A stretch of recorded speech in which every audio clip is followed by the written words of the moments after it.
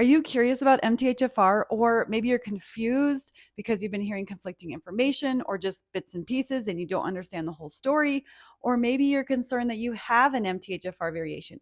Stay tuned because in this video, I'm going to be teaching you what it is, what it does, why it's important, symptoms that may indicate that you have an MTHFR variation, and things that you can do to support it. First of all, what is MTHFR? It's an enzyme that stands for methylene tetrahydrofolate reductase.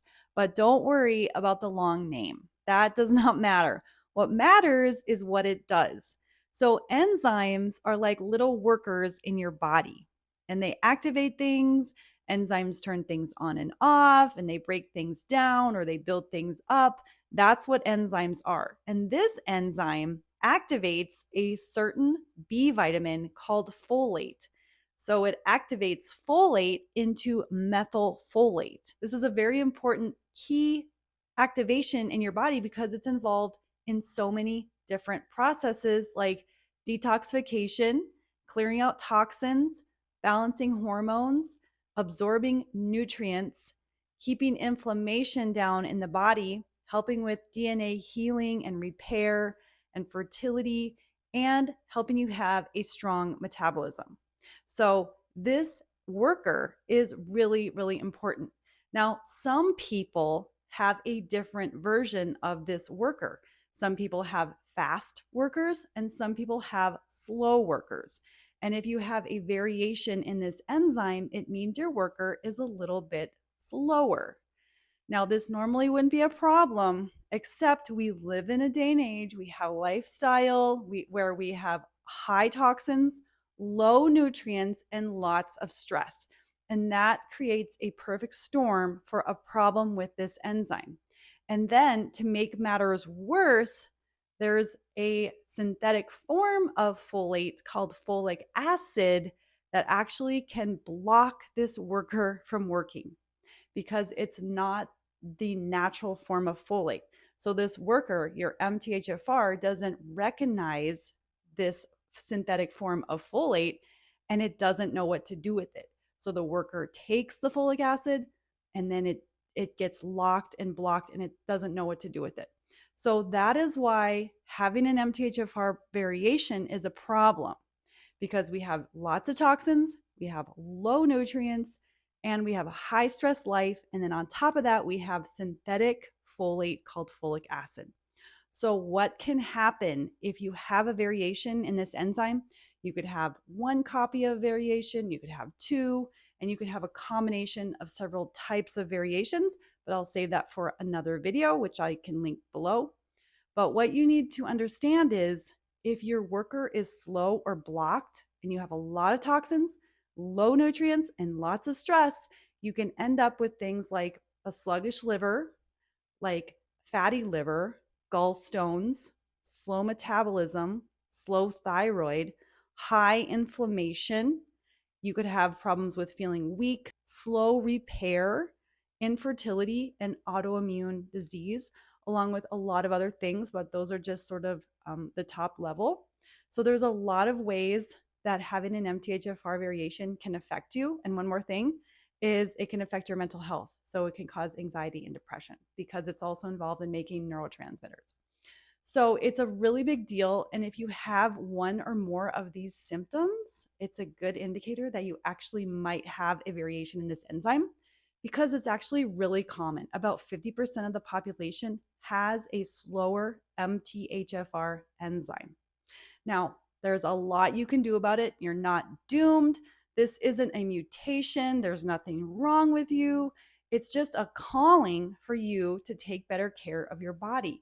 So if you're having things like muscle weakness or anxiety and depression, fatty liver, gallstones, slow metabolism, hypothyroid, that's a calling for you to pay attention to what's going on in your body. And I'm going to tell you a couple of steps you can take.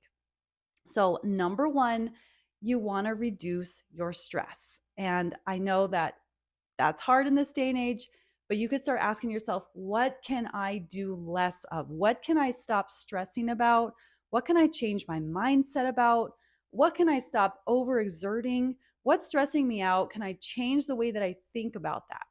Or you could have better outlets for your stress. So after a busy day, you go for a walk, or you do a foot soak, or you read a book, or you listen to music, but something to get your stress level back down. That's going to help a lot. The next thing is to lower the amount of toxins that you're consuming. So whether it's through your food, through water, through air, your exposure at work, try to lower how many toxins you're exposed to.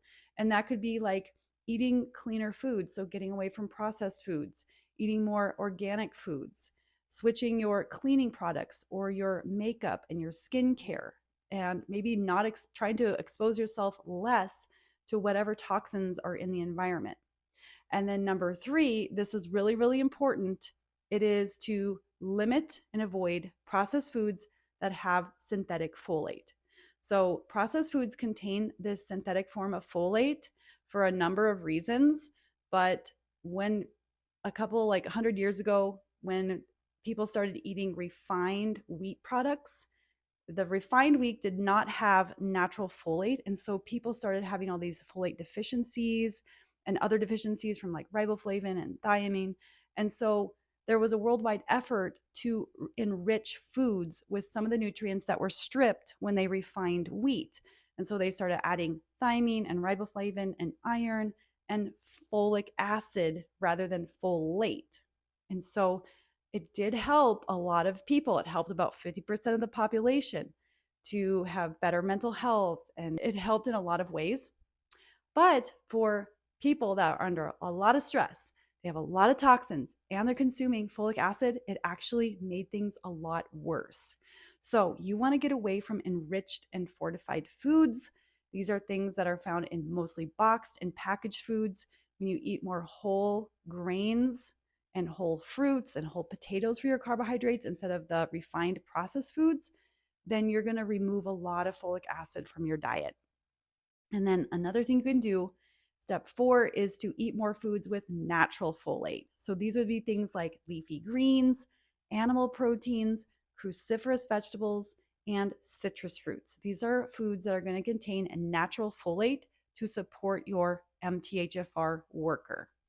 And the last step, and you want to be cautious with this, is to consider supplementing with some B vitamins, a B vitamin complex, a multivitamin with a B complex, but be very careful because some people are sensitive to methylated B vitamins, and it can make you feel anxious and overwhelmed or angry, aggressive. So you want to be very cautious when you're supplementing, not to do too much, and just be careful and listen to how your body responds.